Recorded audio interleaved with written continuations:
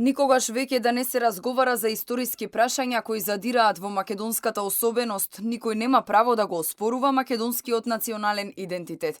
Премиерот од срцето на Европската Унија порача дека Македонија го заслужува своето место на масата во Брисел, меѓу народите кои споделуваат исти вредности и визија.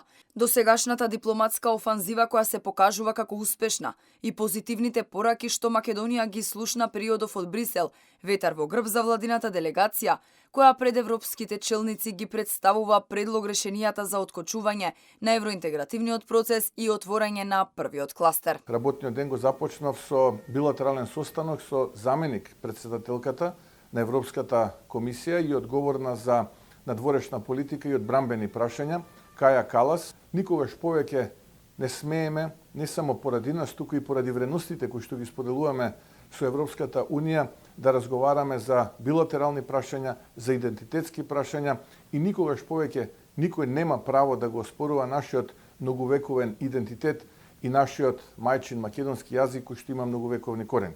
Мицкоски изјави дека таму се да ги бранат македонските интереси и македонскиот идентитет.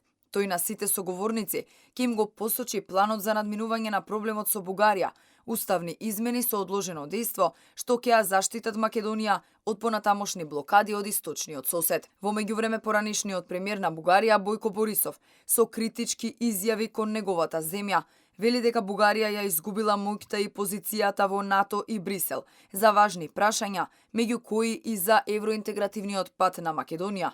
Борисов најави учество на самитот и средба со унгарскиот премиер Виктор Орбан, додека преговорите за нова влада во Бугарија се уште се во тек.